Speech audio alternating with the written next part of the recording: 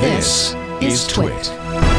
You have earned your brown liquor pick of the week time. I was looking back through the list and I realized three times now over the past couple of months, because I've been reorganizing here, I dug into stash of whiskey, and I think I had this Russell's on the shelf there, stored away in a box because it moved with us for a couple of years, maybe 3.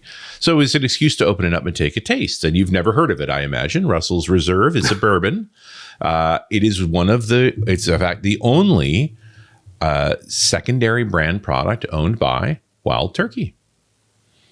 I've never talked about Wild Turkey on the show before. It's one of your sort of kind of whiskeys. It's one of the originals. It's got a story behind it, like all of them do. I always associate it with drunks, to be honest. Well, when you think about your basic bourbons, right? Like when you talk about real basic bourbon, what do you talk about? You talk about Wild Turkey. You talk about Jim Beam. You probably talk about Jack as well, although nominally Jack is not a bourbon because of the maple filtration. But these are all kind of they're well whiskeys. They are basic whiskeys that are reasonably priced. Are they good? Often mocked. Well, that's a great question, and I'm glad you asked it. Right. In this particular case, when you talk about the story of Wild Turkey, and I won't spend a lot of time on it because we're not actually talking about Wild Turkey per se, is as a gentleman by the name of Thomas Rippey, back in 1891, builds the Old Hickory Distillery outside of Lawrenceburg. They survive Prohibition, but kind of lose their brand. They kind of go away from that. And really, as they get back into distilling bourbon in the 1930s, they're just selling it to wholesalers. And this is where an organization called Austin Nichols, named for the man, is one of the largest wholesalers of the whiskey that's being made by the Old Hickory Distillery. And then in 1940, an executive at Austin Nichols, a guy named Thomas McCarthy, takes some of the samples of the versions that the Old Hickory Distiller is making with him on a turkey hunting trip.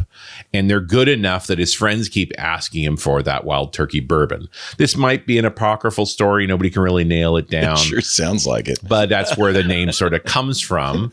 And so, I mean, it's important. The fun part is thinking here, this staple whiskey was originally made by a company that was not doing their own distillation. Austin Nichols created the labels and actually ran that as a business for several years, buying from the other distillery until they finally purchased the distillery in 1971 and named it the Wild Turkey Distillery.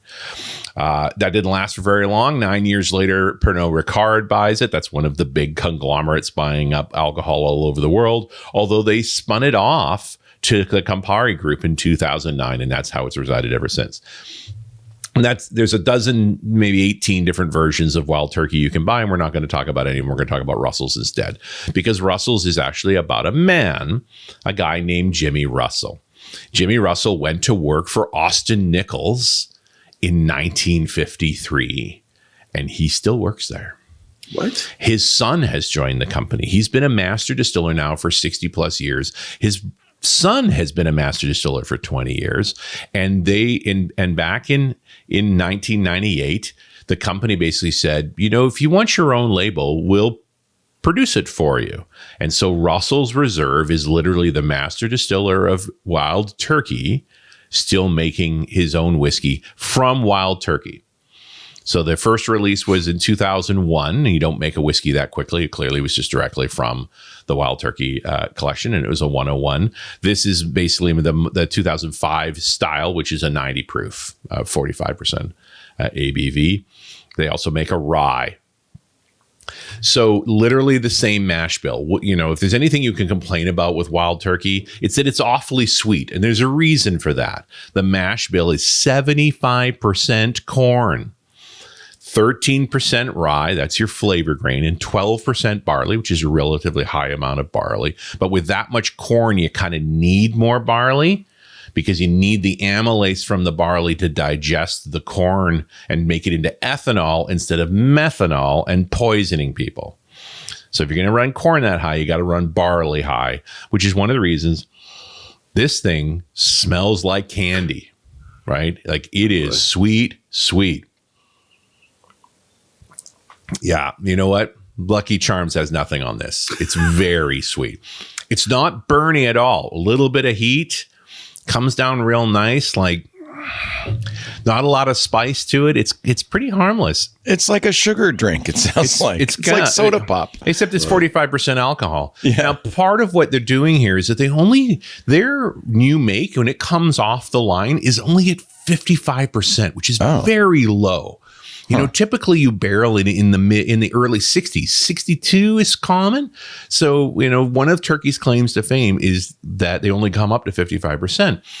And there's another reason for that, which is they use more of the run.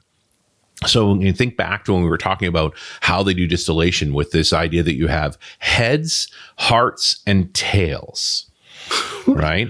So the initial thing that comes out of the still is pretty bad. It's the heads, and you don't use that directly. You don't want to drink that stuff. It'll make you go blind. You put it back into the mash, and it gets recycled. The heart is the part that you're going to keep to actually put in barrels. Are you slaughtering an animal, or are you talking about whiskey? What is heads, hearts, and tails, right? Okay. And the head will kill you. And with the heart tails, is good. Yeah. What happens to the tail? The tails is when the alcohol level starts to tail off, and you start to get more of the longer congeners. And so, you know, some distilleries focus on a very narrow heart. Right? They use less of the overall thing. Now, and especially in bourbon, you would take everything that's left over, all those heads and tails, and put it back into the still. It's part of the sour mash process. But in the case of Wild Turkey, and I think this is an optimization point, and it's one of the reasons their alcohol level is so low, they keep a lot more of the tail in. So they produce more alcohol per run in the process at a lower level, which is a little easier on the barrel too, which is also why their barrels sell very well, because they haven't had a lot of the flavors pulled from the wood near as much. So it's what makes it a reserve then, knowing this is literally Wild Turkey, is where the barrels come from. So there's only one. There's a set of rick houses. They're all the same at Wild Turkey. They're 7 floors high, and they're wooden and stacking. And so they're horizontal mounts. And Russell's comes from the center floor. So the higher floors tend to be hotter, so they lose faster. Lower floors tend to be slower. So they're literally, of the 7 floors, they're pulling from 3, 4, and 5 for everything that's in the reserve. And that's why it's also 10 years old, which is not normal for bourbon. Bourbon tends to be in the 5-year range. It's a pretty old bourbon compared to most. Again, very sweet. You know what I would do with this? I'd be making cocktails with it. Yeah. It's I noticed really they kind of emphasize, the Boulevardier and stuff. And the Boulevardier is great. You know why? Yeah. It's got Campari in it, which is a bitter. To cut the sweet. Cut the sweet back a bit. On the other hand, and so this is a special edition. Like regular turkey's $20 a bottle. This is $40. So arguably, if you want that sweeter mixer, I'd buy this. It's a nicer bottle than the regular turkey. 45% is a good number to come in, and it'll mix nicely. It's usable. There's nothing wrong with this. Put this in your well as a little higher class than the turkey, and make yourself some good bourbon cocktails, and you'll be happy. Drinking it neat, you might as well be sucking a lollipop. Here's the a picture of the 7 stories. Wow, that is. And there's Jimmy and Eddie. Yeah, that's Jimmy and Eddie. Jimmy and Eddie. Mm-hmm. There they are. There they are. Eddie Russell and Jimmy. Look at Jimmy. Jimmy's been doing this a while. A long time, more than 60 years. They're both in like the Bourbon Hall of Fame. Like they're both seriously successful, great whiskey makers. That's really cool. Yeah, but a father and son working together, and nothing bad to say about that. It's all good. Yeah. So listen, this is not my, I'm a neat drinker most of the time. This is not something I'm going to pick, but it's a nice little well elevation. It's going to go on in my liquor cabinet for mixing. Russell's Reserve. It's Wild Turkey for fancy people. There you go. You nailed it. Nailed it. Very good. Very good. As always, the whiskey segment's always the most fun. Thank you very much, Richard Campbell, for pleasure. Great stories and pictures, and the website is worth checking out too. The Russell's Reserve.